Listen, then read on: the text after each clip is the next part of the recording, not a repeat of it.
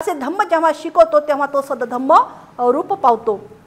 धम्म जेव्हा प्रज्ञा आणि शील याच्या शिवाय त्या शीलासोबत करुणा सुद्धा असली पाहिजे आणि करुणा आवश्यकता आहे आणि या करुणेला जोपर्यंत तो प्रतिपादितो तेव्हाच तो काय आहे तर तेव्हाच तो सदधम्म रूप आहे।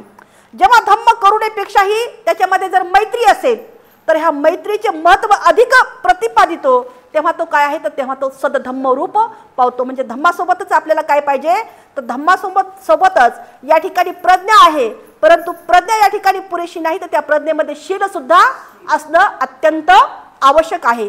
शील या ठिकाणी पुरेसे नाही तर शीलाबरोबरच करुणा सुद्धा असणं आवश्यक आहे।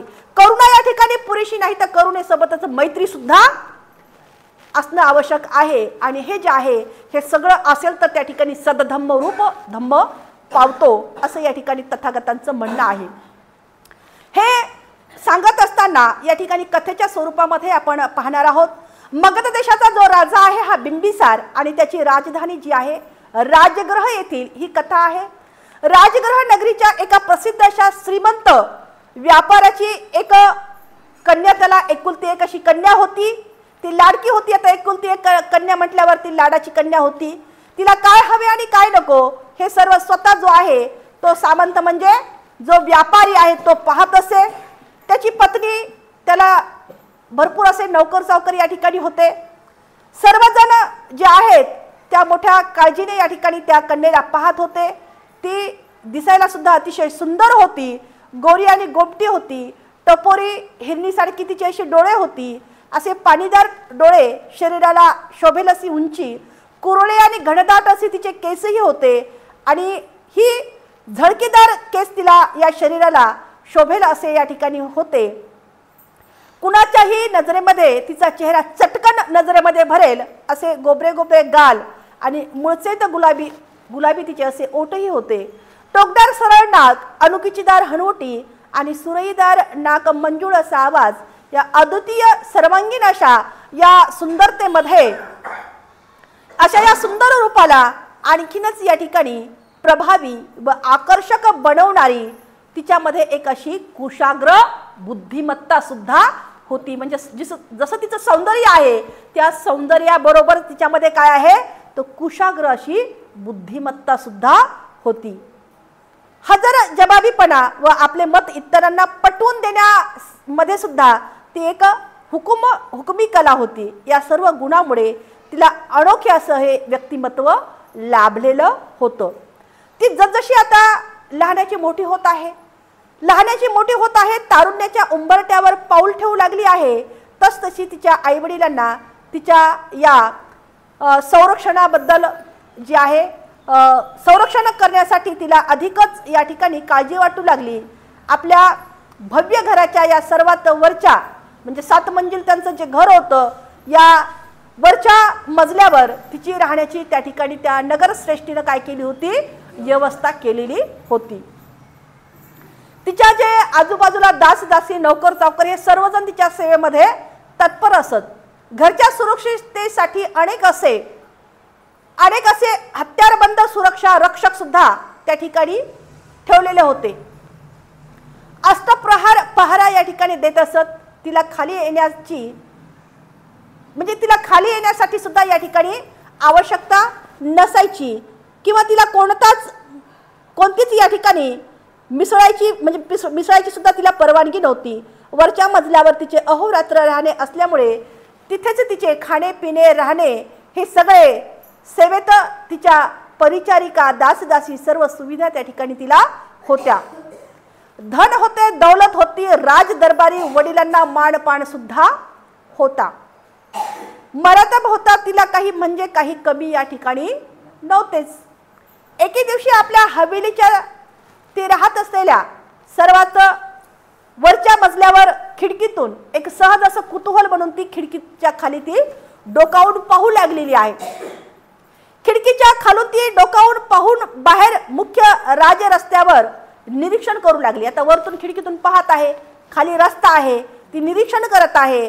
ती पाहत आहे की राजाचे शिपाई एका युवकाला बेड्या घालून पकडून त्याला शहराबाहेर नेत होते। एक राजदांडगा असा युवक आहे त्या युवकाला बेड्या घातलेल्या आहेत आणि ते शिपाई त्याला त्या रस्त्यावरून नेत आहेत. ते दृश्य या कन्येनं पाहिले. उंच धिप्पाड तेवढ्याच बलवान कायेचा, कमालीचा रूपवान, चांगला असा तो बलिष्ठ आणि धष्टपुष्ट पिळदार ज्याचं शरीर आहे, असं पिळदार शरीर स्पष्टचा तो युवक होता. त्याला पाहून ती जी काही भद्रा आहे किंवा ती जी काही कन्या आहे तिचं मन या ठिकाणी पाहून पुलकित झालं, भाव विभोर झालं आणि प्रथम दर्शनी ती त्या पाहताच त्या युवकाला तिला तो हवा हवासा झाला. अर्थातच ती त्याच्या प्रेमात पडली आणि तिने तो कोण, कोटला, काय करतो याचा तिने काहीही विचार न करता लग्न करेन तर याच्याशीच असा तिने त्या ठिकाणी ठाम निश्चय सुद्धा घेतला. कसल्याही प्रकारचा संकोच आणि लाज लज्जा मान मर्यादा न बाळगता तिने एका क्षणात घेतलेला आपला हा निर्णय आपल्या आई वडिलांना सुद्धा सांगून टाकला. हे ऐकून जे काही ते माता पित्या आता श्रीमंत होते, सामंत होते. यापूर्वी तिच्या विवाहाची तयारी जोरात सुरू होती.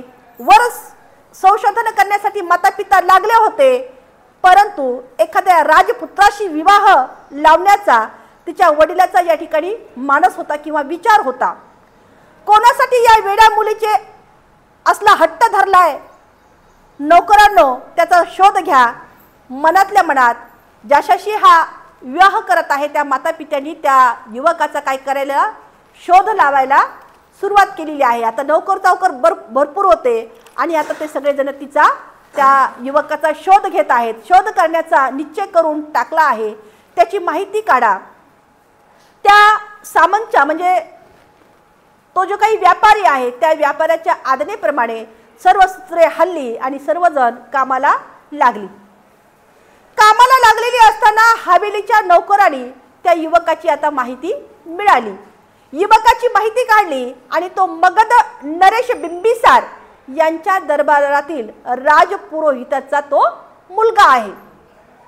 त्याचे नाव जे आहे सत्तुकस्य आहे, तथापि त्याचे काम पुरोहितांना शोभणारे नाही. तो चोरी करणे, लुटमार करणे, प्रवाशांना लुबाडणे, डाका घालणे हे समाज विघातक व असंविधानिक आहे. आजही मोठ्या या चोरीच्या अपराधाखाली त्याला अटक करून या ठिकाणी नेलं जात आहे आणि त्याला मृत्यूदंडाची शिक्षा या ठिकाणी सुनावण्यामध्ये आली असून त्याला या वधस्तंभाकडे नेण्यात येत आहे. थोड्याच वेळात त्याचा वध करण्यात येईल अशी माहिती त्या नौकराने येऊन त्या माता पित्याला सांगितली. आता त्या आपल्या मुलीचा निश्चय ऐकून जे व्यापारी आहे तो त्याच्या पत्नीस खूप वाईट वाटले. आता हे ऐकून कोणत्याही माता पित्याला वाईटच वाटणार. कोणता माता पिता आपल्या कन्येला अशा मुलीशी देईल का? नाही. जो युवक दरोडेखोर आहे, डाकू आहे, चोर आहे, लुटारू आहे आणि ज्याला अशी शिक्षा झालेली आहे, कोणताही माता पिता अशा युवकाला आपली कन्या देऊ शकणार नाही. आणि हा आपल्या मुलीचा निश्चय ऐकून तो व्यापारी, त्याच्या पत्नी आणि सगळे हे काय झालेले आहेत, दुःखी झालेले आहेत. खूप वाईट त्यांना वाटले आणि आपल्या एकुलत्या एका मुलीला विवाह मोठ्या थाटामाटामध्ये एका राजघराण्यात करण्याचे जे त्यांचं स्वप्न होतं, जे त्यांनी मानस बाळगणाऱ्या या व्यापाऱ्याच्या मुलीने त्याची जी काही कन्या आहे खूप तऱ्हेतऱ्हेने समजवण्याचा प्रयत्न त्या दोघाही पती पत्नीनं त्या ठिकाणी केला. परंतु राज दरबारी असलेला आपला मान सन्मान, उच्च दर्जा, व्यापारात असलेली जी काही आपल्या पित्याची झेप, ही समजतात असलेली प्रतिष्ठा, या सांपत्तिक स्थिती, या कशाचाही तू विचार कर असं या ठिकाणी पुन्हा पुन्हा तिला समजवण्याचा प्रयत्न करत आहेत. व तुझा तू हट्ट सोड असे सांगून पाहिले. परंतु आई वडिलांनी तर सांगितलेच, परंतु जे काही सगळे सोयरे आहेत, नातेवाईक आहेत, त्या नातेवाईकांनी, त्या सगळ्या सोयऱ्यांनी सुद्धा तिला समजवण्याचा खूप असा प्रयत्न केला. मंत्रिमंडळाने सुद्धा तिला समजवण्याचा प्रयत्न केला. इतर लोकांनी सुद्धा तिला, सर्वांनी तिचे मन या ठिकाणी वळवण्याचा आटोकाट प्रयत्न केला. पण हे आटोकाट प्रयत्न सगळे व्यर्थ गेलेले आहेत. मी एकतर लग्न करेन तर त्याच्याशीच किंवा मृत्यूशी, हे तिचे मात्र पलपद म्हणजे हे तिचे पालुपद म्हणजे हे तिचे शब्द या ठिकाणी सुरू होते. शेवटी जे आहे, कोणत्याही माता पित्याला आपल्या लेकराला मरण्याच्या दारामध्ये आपल्या लेकराला जाऊ देतील का? नाही. आणि किती जरी त्या कन्येने या ठिकाणी हट्ट धरलेला आहे, मी लग्न करेन तर त्या मुलाशीच नाही तर मृत्यूशी, आणि असं म्हटल्यानंतर कोणत्याही मातापित्याला आपल्या लेकराला मरू देऊ वाटणार नाही किंवा त्याला मृत्यूच्या दारामध्ये तो लोटून देणार नाहीत. आणि म्हणून शेवटी ज्या व्यापाऱ्यांनी हार मानली, कुणापुढे हार मानली? आपल्या मुलीपुढे हार मानली. राजदरबारी आपली प्रतिष्ठा वापरून साम दाम भेद नीती अवलंबून जो काही तो मुलगा होता सतुक, या सतुकची सुटका करवली. आता त्याला शासन झालं होतं ना, त्याला फाशी होणार होती. आता ती फाशीची सुटका सुद्धा त्याची काय केलेली आहे? रद्द केलेली आहे. राजदरबारी आपली प्रतिष्ठा सगळी काही वापरून साम दाम भेद सगळी नीती अवलंबून त्या सतुकची त्यांनी सुटका करवली आणि त्याच्या ठिकाणी अन्य एखाद्यास देहदंड दिला आणि सतुकास सुगंधी उठणे लावून, आता तो दरोडेखोर होता आणि त्याचं सगळं काही केस वगैरे हे सगळं वाढलेलं होते आणि हे त्याची सगळं काही अशी सुगंधी उठणे लावून त्याला स्नान घालण्यात आले आणि भरजरी जे काही वस्त्र आहेत ते वस्त्र दिली गेली आणि शेवटी या दोघांना मोठ्या राजशी थाटाने भरपूर असे काही दागदागिने जे आहेत, द्रव्य दागदागिने आणि सामान सुमान भांडी कुंडी आपल्या सगळं इतमासह शोभेल अशा त्या चीजवस्तूसह त्या पित्याने तिचा विवाह केला गेला. आता लग्नानंतरचे त्याचे वैवाहिक जीवन, लग्न झालेलं आहे, आता वैवाहिक जीवनामध्ये त्यांचं पदार्पण होत आहे. वैवाहिक जीवन त्यांचं आता मजत चाललं होतं. जी ती मुलगी आहे प्रत्येक तिची इच्छाची पूर्ती या ठिकाणी तिचा जो पती सतुक आहे तो तत्काल पूर्ण करत असे आणि त्या कन्येला या ठिकाणी आनंदाला सुखाला म्हणजे आनंद आणि सुख तिला पारावरत नव्हतं. तिने सतुकावर खूप असं प्रेम केलं होतं, त्यास ती जीव की प्राण करायची. अखेर तिच्या इच्छेप्रमाणेच तर आतापर्यंत सर्व काही हे चाललेलं होतं. आता ती कन्या ही सामंताची एकुलती एक मुलगी होती. तिच्या विदाईनंतर भली मोठी ती हवेली त्या दोघांना खायला उठू लागली. आता तिची विदाई केली, परंतु आता एकुलती एक मुलगी, आता दोघंच तेवढ्या 7 मजली हवेलीमध्ये, आता ती मात्र त्यांना हवेली खायला उठू लागलेली आहे, कारण ती सोनी सोनी हवेली झाली होती. आणि मग तिची वस्तू, तिची वापरायची भांडी, इथे उरलेली वस्त्र, राहिलेले दागदागिने हे सारे पाहून तर त्यांना तिची खूपच आठवण येऊ लागली. आपल्या कन्येने जी काही दागिने वापरत होती, जी काही भांडे वापरत होती, जी काही वस्त्र वापरत होते, हे सगळं त्या माता पित्याला पाहून त्यांना काय होऊ लागल्या? वेदना होऊ लागल्या. तिची खूप अशी आठवण येऊ लागली आणि त्यांनी पूर्वीच तिला व तिच्या नवऱ्याला आपल्या हवेलीतील ठेवण्याचा बेत केलेला होता. त्याप्रमाणे आता काय केलेलं आहे तर दोघांनाही त्यांनी असं म्हटलं की या हवेलीमध्येच येऊन तुम्ही आता वास्तव्य करा किंवा राहा. आणि मग ते आपल्या मुलीला आणि आपल्या जावई ज्याचं नाव सतुक आहे त्या सतुकला त्यांनी आपल्या हवेलीत आणलं. दोघे मोठ्या आनंदाने इथे राहू लागली आणि ती मुलगी पाहावे तेव्हा अपाद मस्तक सोन्या नाण्याने, रत्न जरीत हिळ्या आणि माणिक मोतीने झाकून गेलेली दिसायची. म्हणजे जे काही दागदागिने घालून तिचं जी सगळी काही ती झाकून गेलेली दिसायची. सभोवतालची मंडळी तिचे समृद्ध ग्रहस्थी जीवन, तिचा रंग, तिचे रूप, तिचं पेहराव, तिचे दागदागिने, एकंदरीत सुखी संसाराची ती चर्चा करताना सगळीकडे तिचे दिसायची. आणि अशा सर्वांगीण सुंदर अशा मुलीची विवाह करूनही, अपार धनसंपदा पायाशी लोळण घालूनही सतुकाचे अपराधी मन मात्र त्याला काही शांत बसू देईना. मन आहे ना अपराधी, आणि हे अपराधी मन म्हणजे त्याला काही शांत राहिले नाही. त्याला आपली खरी लालचची जी वृत्ती आहे, जी काही लालच आहे त्याची जी काही त्याची वृत्ती आहे, अधिकच दिवस त्याला दाबून ठेवता आली नाही. म्हणजे अधिक दिवस त्याला त्याची जी वृत्ती आहे ती मात्र त्याला दाबून ठेवता आलेली नाही.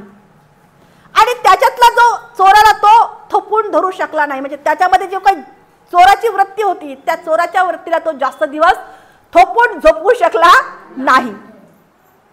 त्या मुलीचे जे काही ऐश्वर्य होतं, सोन्या चांदीची विपुलता होती, मौल्यवान अशी तिच्याकडे जे काही दागदागिने होते, हे सर्व पाहून त्या मुलीला मारून हे सर्व हस्तगत करून घेण्याचा कट त्याने या ठिकाणी आता रचला. तिचे जे काही दागदागिने हे सगळं तिचं त्याचं पाहून त्याच्या मनातले जे भाव आहेत ते काय झालेले आहेत? उफळून आलेले आहेत, जागृत झालेले आहेत. आणि त्यानं त्याच्या मनामध्ये असा विचार केला की हे सर्व पाहून त्या मुलीला मारून हे सर्व हस्तगत करून घेण्याचा कट त्याने या ठिकाणी कटुकट या ठिकाणी रचला. आता एके दिवशी काय झालेलं आहे की एके दिवशी त्या मुलीला बेसावध पाहून त्याने आपल्या योजनेनुसार तिला फसवण्याचा आपल्या कूटनीतीचे जाळे तिच्यावर पसरवले आणि तो तिला म्हणाला, हे प्रिय, मला जेव्हा राजाने आणि त्या राजशिपायाने ज्यावेळेस मला साखळदंड घातला होता आणि साखळदंड घालून मला ज्यावेळेस या ठिकाणी या रस्त्यातून नेल्या जात होतं त्यावेळेस जे आहे तेव्हा मी माझ्या तिथल्या कुलदेवतांना मनातल्या मनात अशी मागणी घातली होती की मला यातून सोडवा, मी तुमच्या पर्वतावर येऊन पूजा बांधेन. या माझ्या मागण्या देवांनी पूर्ण केल्या तेव्हा त्याची तिथे जाऊन पूजा बांधायला नको का? आणि मी मनातल्या मनात असं म्हटलं होतं की माझा जे काही मला ही आज्ञा झालेली आहे किंवा जी काही सजा झालेली आहे आणि ही जर माझी सजा या ठिकाणी थांबली तर एक कुलदैवताला मी साकडं घातलं होतं मनातल्या मनात आणि मग मला यातून सुटका मिळालेली आहे आणि मी मी या ठिकाणी त्या पर्वतावर येऊन पूजा जी काही बांधलेली आहे या माझ्या मागण्या देवाने पूर्ण केल्या तेव्हा त्यांची तिथे जाऊन मला पूजा बांधायची आहे. असं तो कुणाला म्हणतो? आपल्या पत्नीला म्हणतो. आता लग्न झालेलं आहे ना, आता तो आपल्या पत्नीला म्हणतो. आता जी काही ती कन्या आहे ती पत्नी भोळ्या भाबड्या मनात या कसल्याही अपराधाच्या जी काही विघ्न आहेत किंवा क्युतुग्न कल्पनेची तिळभरही तिला मात्र शंका आलेली नाही. म्हणजे याच्यामध्ये जी काही कुविचार निर्माण झालेली आहेत ते विचार तिला थोडीही या ठिकाणी शंका आलेली नाही. तिने लगेच त्याच्या कल्पनेमध्ये होकार भरला. ठीक आहे ती चटकन म्हणून गेली, चला ना उतरवूया आपण आपल्या कुलदेवतेची पूजा. चला, केव्हाही मी तयार आहे आणि आपल्या कुलदैवतेची आपण पूजा उतरवू असे ते आपल्या पतीला सतुकला म्हणाली. आता पूजेचा दिवसही त्यांनी दोघांनी ठरवला. त्या सतुकनी ठरवला आपल्याला पूजेला केव्हा जायचं आहे. त्या पूजेचा दिवस ठरवला. सकाळी दोघेही स्नान सगळे करून तयार झाले. सतुकने जे मनातले कपटाचे जे काही त्याच्या भाव होते ते कपट भाव आपल्या मनातच लपवून त्या कन्येला त्यांनी अर्थातच आपल्या पत्नीला सूचना दिल्या. काय सूचना दिल्या? हे बघ, नवे भरजरी तू वस्त्र परिधान कर आणि आज तुझ्यावर आहेत नाहीत ती सर्व दागिने तुझ्या अंगावर घाल आणि त्यामुळे तू खरोखरच खूपच सुंदर दिसशील. मी पहिल्यांदा माझ्या या पत्नीस माझ्या कुलदेवतेंना दाखवणार आहे आणि मी पहिल्यांदाच माझ्या या कुलदेवतेला माझ्या पत्नीला दाखवायला नेत आहे आणि म्हणून तू भरजरी अशी साडी घाल, सगळे काही दागदागिने घाल आणि मी पहिल्यांदाच माझ्या पत्नीला या ठिकाणी माझं कुलदैवताचं दर्शन घेण्यासाठी नेत आहे. तेव्हा तू नखशिखात नटलेली हवी आहेस, म्हणजे नखापासून ते बोटापर्यंत तू नटलेली हवी आहेस असं तो पती या ठिकाणी म्हणतो. सोन्याच्या ताटातून राजरत्न जडित, आता तिने सगळी तयारी केली. सोन्याचं ताटही त्या ठिकाणी, कारण राजाची मुलगी त्या ठिकाणी एका व्यापाऱ्याची मुलगी आहे, एकुलती एक कन्या आहे. तिने सोन्याच्या ताटामधून रत्न जडित अशा त्या पंच आरतीने माझ्या देवाची तुझ्या कोमल हाताने पूजा बांधावीसी वाटते. पुन्हा तो आपल्या पत्नीला आपले प्रेमळ शब्द या ठिकाणी टाकत आहे. तुझे जे काही या सोन्याचं जर तू ताट घेणार आहेस या सोन्याच्या ताटातून रत्नजडित पंच आरतीने माझ्या देवाची तुझे जे काही कोमल हात आहेत या कोमल हाताने पूजा बांधावी वाटते मला. चल आटोप लवकर, काही विसरू नको, काहीच विसरू नको, सगळी काही या ठिकाणी तयारी कर. आता तिलाही खूप आनंद झाला. माझा पती या ठिकाणी मला आपल्या कुलदैवतेच्या दर्शनासाठी नेत आहे.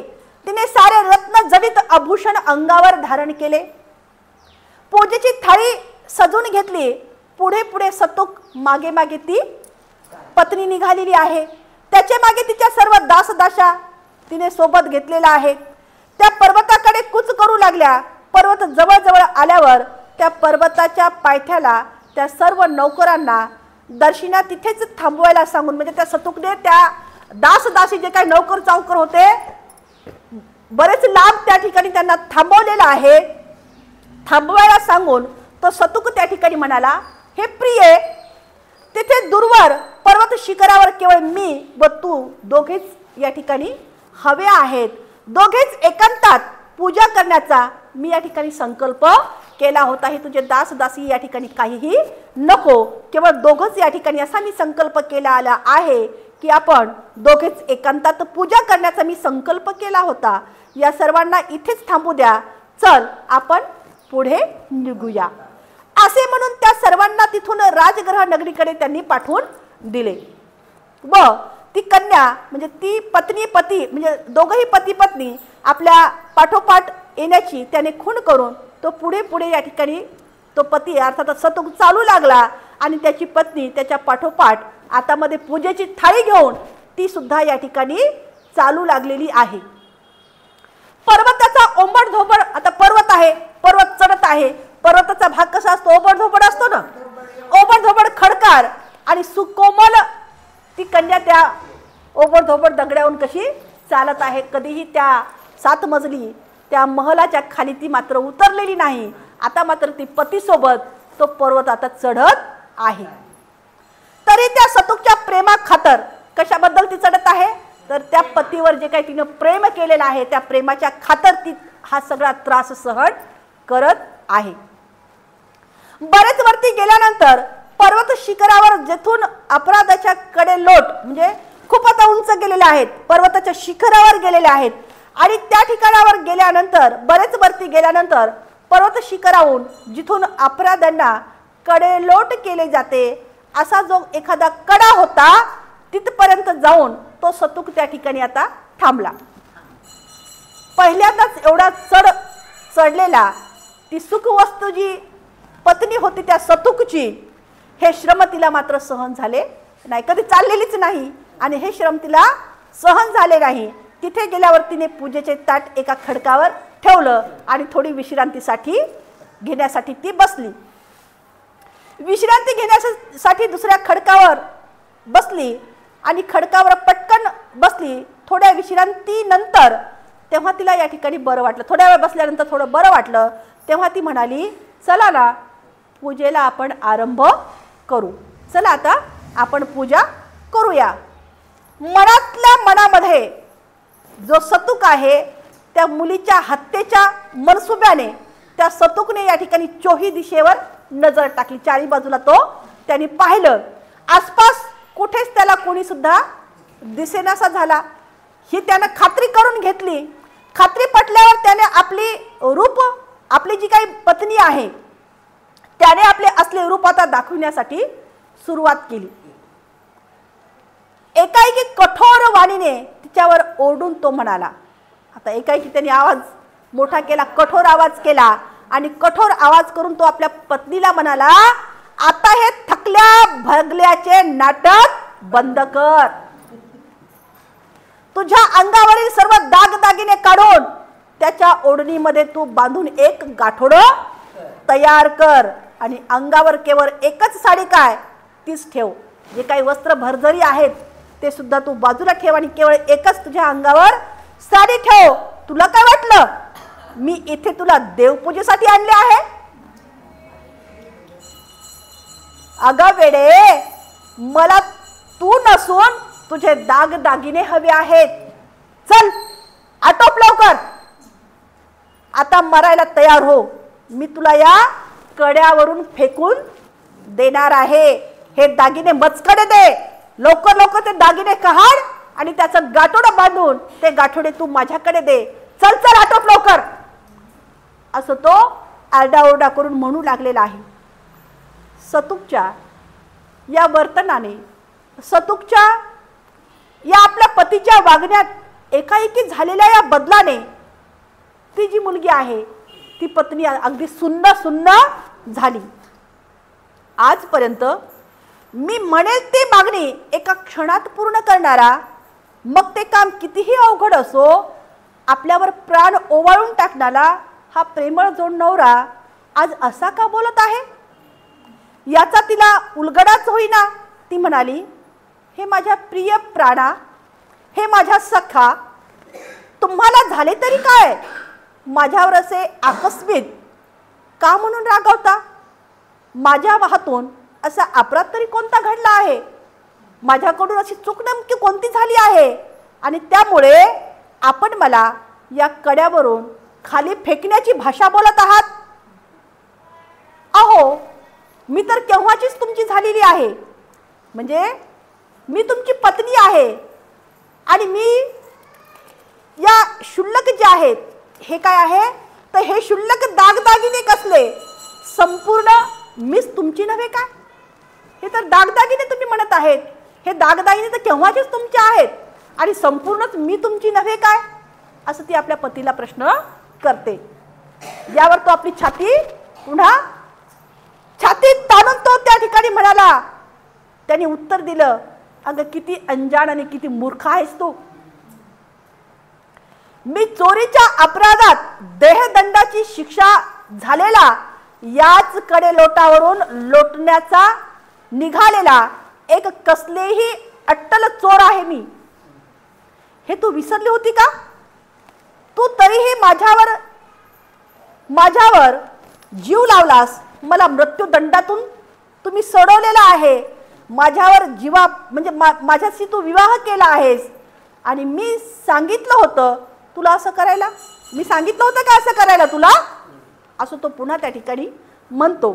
हे ऐकून तर त्या मुलीला आता रडायला आलेला आहे. विनंत्या करायला लागली, ती विनंत्या करायला लागलेली आहे, अहो असं करू नका.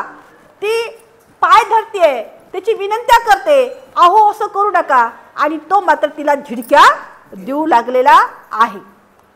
आता सोड हे सारे रडगाणं, मरायला आता मात्र तयार हो.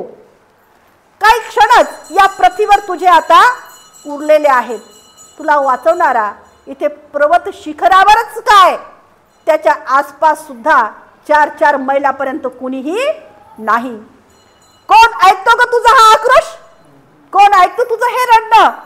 चल कर लवकर, काढ हे लवकर लवकर दागिने, असे म्हणून तो कुरकर्मी स्वतःच तिचे दागिने आता हिसकावू लागलेला आहे. आता मात्र मृत्यू आपला निश्चित आहे हे तिला आता कळालं. नवरा मात्र बलाढ्य होता, शक्तिमान होता, ताकदवर होता, काहीही केल्याने तो आपल्याला आता मानणारा नव्हता आणि हे मनातील मनुष्य म्हणजे मनसुब्याप्रमाणे ते दागदागिन्यासाठी तिचा आता मात्र प्राण घेणारच हे तिने आता ओळखून सोडलं. ती म्हणजे ती जन्मताच कुशाग्र बुद्धीची होती. जसं तिचं सौंदर्य होतं तशी ती कशी होती, कुशाग्र बुद्धीची मुलगी होती. जन्मताच मात्र ही कशी होती तर कुशाग्र बुद्धीची होती. तिला एक युक्ती त्या ठिकाणी सुचली. शेवटचा प्रयत्न म्हणून तिने एक डाव या ठिकाणी टाकला. डाव टाकत असताना ती आपल्या चेहऱ्यावर जे आहे मृदुभाव म्हणजे कोमलता, मृदुभावेने भाव लपून तिने आता मात्र आपल्या चेहऱ्यावर हास्य दाखवलं.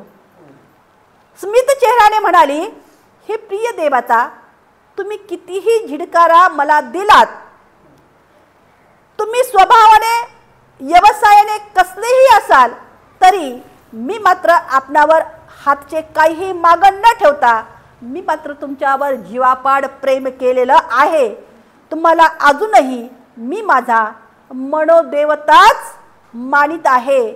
माझी एक लहानशी आणि शेवटची या ठिकाणी इच्छा आहे, तुम्ही ती पूर्ण करणार नाहीत काय? आणि मग ती आपल्या गुडघ्यावर बसून तिने रडत रडत ही शब्द आता ती उच्चारत आहे आणि ते शब्द जे आहे तिने चालूच ठेवले आणि ती सतुकला म्हणाली, तुम्हाला मला या ठिकाणी मारायचीच आहे ना? एकदा दुसऱ्या क्षणाने काय फरक पडणार आहे सांगा. तुमची शेवटची इच्छा कोणती ती सांगा. हात जोडून ती त्या ठिकाणी म्हणाली, मी आपणास. आता तो म्हणतो की सांग, तुला काय सांगायचं आहे, तुझी शेवटची नेमकी इच्छा तरी काय आहे ती, असं त्या आपल्या त्या पत्नीला विचारतो आणि ती म्हणते की मी आपणास देवा ठिकाणी समजते आणि मी आपल्याला या ठिकाणी मनोभावनेने तुमच्यात 7 प्रदक्षिणा घालू इच्छिते. मी तुम्हाला देवावानी समजते आणि तुमच्या मी या ठिकाणी 7 प्रदक्षिणा घालू इच्छिते. आणि ह्या 7 प्रदक्षिणा घालून तुमच्या चरणाची धूळ माझ्या मस्तकी मी लावू इच्छिते. मग मला हवे तर कडेलोट करा की माझा गळा दाबून माझा प्राण घ्या, तरी मी केव्हाही आपणास अर्पण केलेच आहे. म्हणजे तरी पण मी तुम्हाला माझं हे सगळं अर्पण केलेलंच आहे, ते आपणही जाणतच आहात. आता यावर मात्र तो हसू लागलेला आहे. क्रूर हास्य करत मोठमोठ्या गर्वाने तिला तसे करण्यास परवानगी दिली. आता कर म्हटला, तुला तसं करायचं तर कर, आता शेवटी तर तू मरणारच आहेस. एवढे ना, चल लवकर लवकर कर, तुझी ती प्रदक्षिणा लवकर पूर्ण कर, चल सुरू कर, वेळ लावू नको. सतुक या ठिकाणी ओरडू लागला आणि या मुलीने सुद्धा त्या ठिकाणी त्याला प्रदक्षिणा घालत घालत घालत ही मुली शेवटची एक इच्छा पूर्ण करण्यास काय हरकत आहे असं त्या ठिकाणी तो म्हटला. आणि डोळे बंद करून त्याच्या भोवती ती आता काय करत आहे, प्रदक्षिणा घालत आहे. मनोभावाने संत पावले म्हणजे हळूहळू ती आता पावलं टाकत आहे. आणि पहिली, दुसरी, तिसरी, चौथी अशा या ठिकाणी प्रदक्षिणा पूर्ण झाली. आणि 5व्या प्रदक्षिणेच्या वेळी त्या पतीला सतुकला तिनं बेसावध पाहिलं. बेसावध पाहून सर्व तिच्या शरीरातलं बळ ऐकवटून तिनं त्याला त्या कड्यावरून मोठ्याने धक्का दिला. जसा मोठ्याने धक्का दिला तसा मात्र त्या कड्यावरून तो आता कुठे आदळला, खाली दरीमध्ये पडला. पाहता पाहता त्या सतुक कड्यावरून खाली घसरला गेला आणि त्याच्या शरीराच्या ठिकऱ्या ठिकऱ्या ठिकऱ्या झाल्या.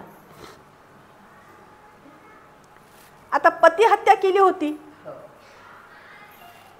ती आता आपले प्राण वाचून भयमुक्त झाली होती. जी तिच्यामध्ये भीती उत्पन्न झालेली होती, आता मात्र ती भीती तिच्यातून निघून गेली होती. तथापि तिचे मन मात्र उद्गीतित झालं. जे मन आहे ते मन माणसाला कसं होतं, काही जर आपण एखादी काम केलं तर ते मन आपल्याला शांत बसू देत नाही. आणि हे मन तिचं उद्गतीत झालं.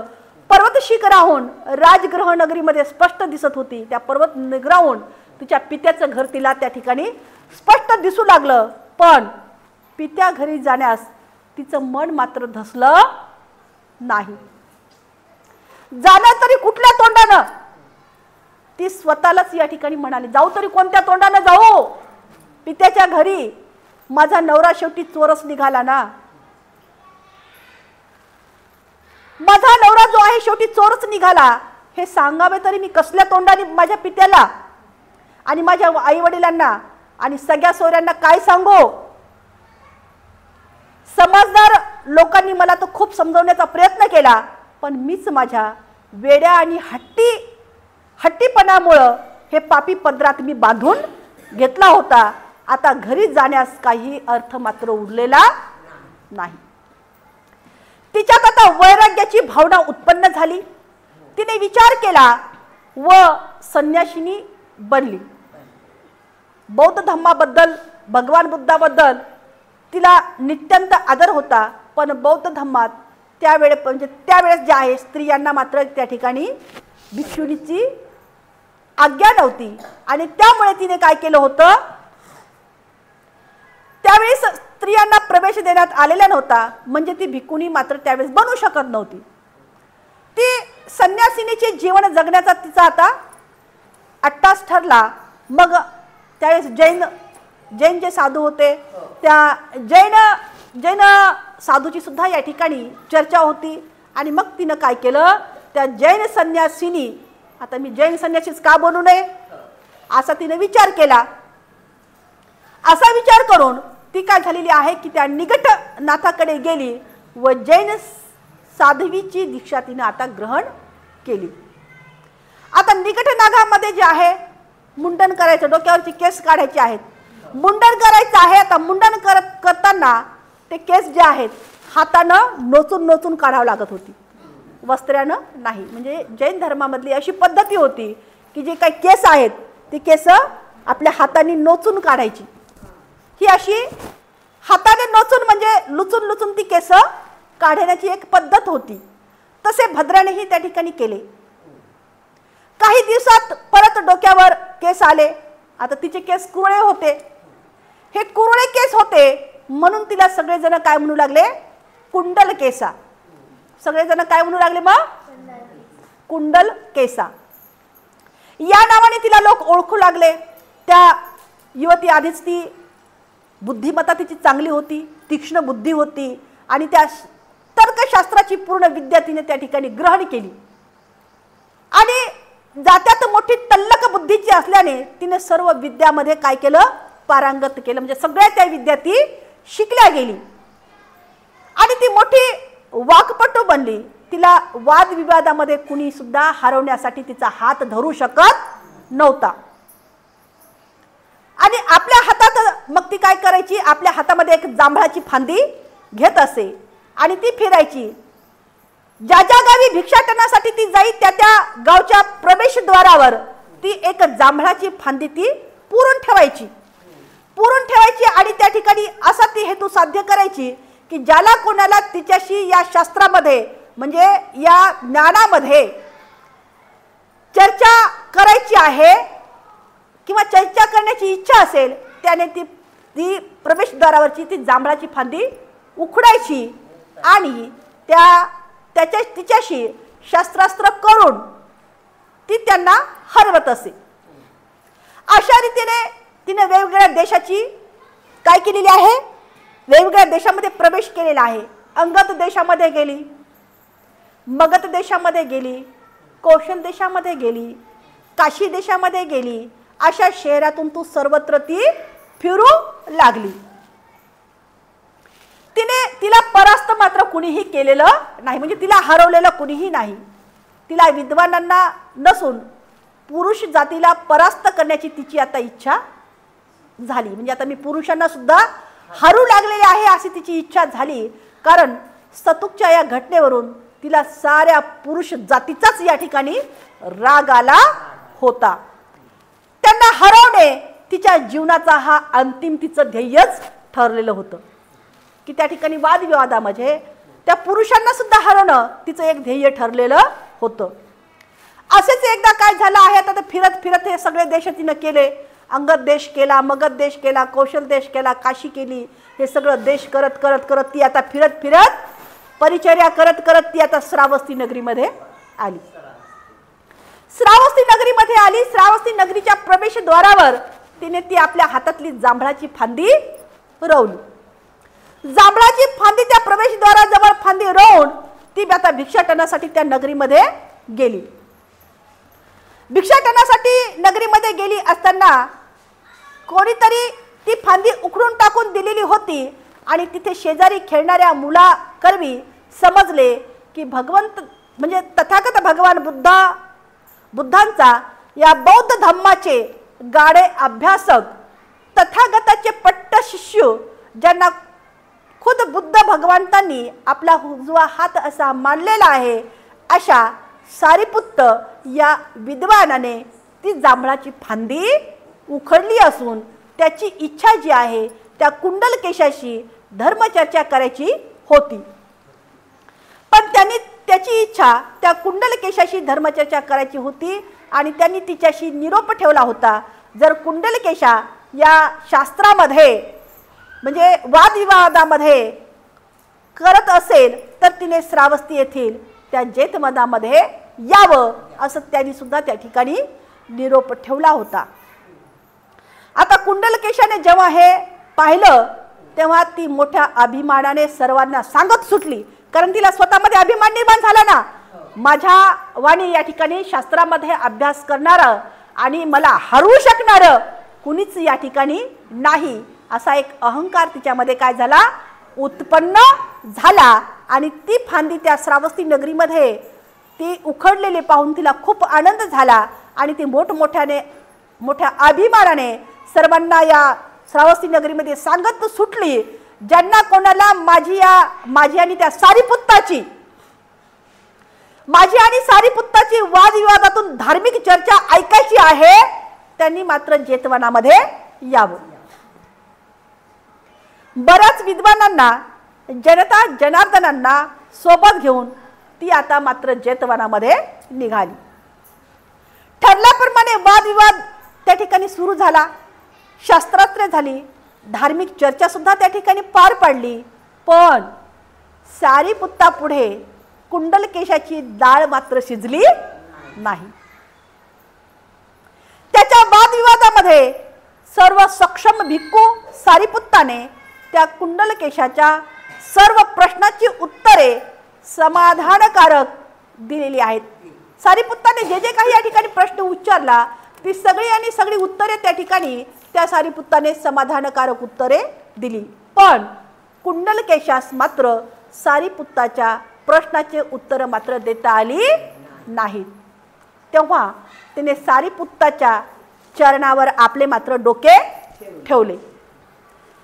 यावेळी पावते तो बौद्ध धम्मात, म्हणजे त्याच्या अगोदर जे आहे, आता तिने ज्यावेळेस दीक्षा घेतली त्यावेळेस तर नव्हतं, आणि त्यानंतर जे आहे त्या बौद्ध धम्मामध्ये स्त्रियांची दीक्षा सुरू झाली होती, जी माता महाप्रजापती यांनी या धम्मामध्ये महिलांना दीक्षा देण्यासाठी या ठिकाणी पुढाकार घेतला होता. आता मात्र त्या ठिकाणी महिलांची सुद्धा दीक्षा होऊ लागली आणि या बौद्ध धम्मामध्ये स्त्रियांना प्रवेश देण्याची अनुमती भगवंताकडून प्राप्त झालेली होती. त्या शास्त्रात हरवल्यानंतर त्या कुंडलकेशाने भिक्खुनी संघात प्रवेश करण्याची परवानगी त्या ठिकाणी मागितली. बुद्धांना, धम्माला आणि संघाला ती शरण येऊ इच्छित होती, तिला त्या ठिकाणी परवानगी देण्यात आली. त्या शास्त्रात परास्त झालेल्या त्या कुंडलकेशाने त्या सारीपुत्ताच्या सांगण्यावरून भगवंताकडे जाऊन ती म्हणाली, धम्म प्रवेशात परवानगी मागितली आणि तिला भगवंतांनी मोठ्या आनंदाने ती बहाल केली. भिक्खुनी महाप्रजापती गौतमी करून तिला दीक्षा देऊन धम्मात प्रवेश देण्यात आला आणि तेव्हापासून भिक्खुनी भद्रा कुंडलकेशा या नावाने धम्म परिवारात, संघ परिवारात मात्र ओळखली जाऊ लागली. भद्रा कुंडलकेशा एका आपल्या गाथेमध्ये म्हणते, निहच्च जाणो वदन्विता सम्मुखो अरज्यलिंक अंक एही भद्देती म अवत्सस्मा आसुप सपदा. अर्थातच गुडघे टेकून मी अंजली जोडली आहे. अंजली म्हणजे हात जोडले आहेत.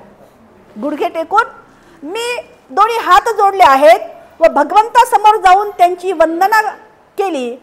त्यावेळी ये भद्रे असे मला संबोधून भगवंतांनी माझी धम्मात संपदा घडवून आणली. भद्रा कुंडलकेशा बुद्धाच्या त्या भिक्खुनी शिष्यामध्ये अग्रगण्य मानली जात असे. त्यांनी भगवंताकडून धम्म उपदेश ऐकून शीघ्र अर्थात तत्काल ज्ञान प्राप्त करून घेतलं होतं आणि म्हणून तिला क्षिप्रप्रज्ञा कुंडलकेशा म्हटलं जाऊ लागलं. म्हणजे थोड्याच काळामध्ये तिला तिच्या ज्ञानाच्या जोरावर ती प्रज्ञा प्राप्त करून घेतलेली आहे आणि म्हणून त्या कन्येला क्षिप्रप्रज्ञा कुंडलकेशा म्हटलं जाऊ लागलेलं आहे.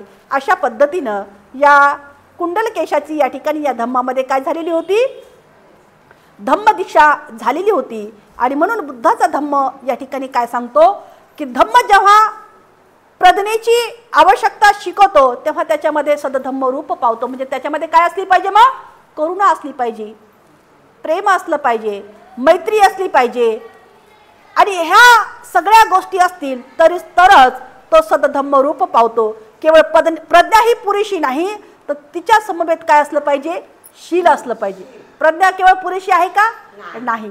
तर प्रज्ञा पुरेशी नाही तर तिच्यासोबत शीलही असलं पाहिजे आणि शील असेल तर धम्म जेव्हा शिकवतो तेव्हा तो सदधम्म रूप पावतो. आज आणि आपण या ठिकाणी इथेच थांबूया. साधू साधू साधू. प्रतिज्ञा आपण करूया, जीवसृष्टी आहे असी ती भवसागर पार नेण्याची. प्रतिज्ञा आपण करूया, आपणात दोष असंख्य ते नष्ट करण्याची. प्रतिज्ञा आपण करूया, आहेत सत्य अनंत ती पूर्ण आकलण्याची. प्रतिज्ञा आपण करूया भगवान बुद्धांचा अतुल्य मार्ग तो संपूर्ण साध्य करण्याची प्रतिज्ञा आपण करूया डॉक्टर बाबासाहेब आंबेडकर यांचा रथ पुढे पुढे नेण्याची. साधू साधू साधू.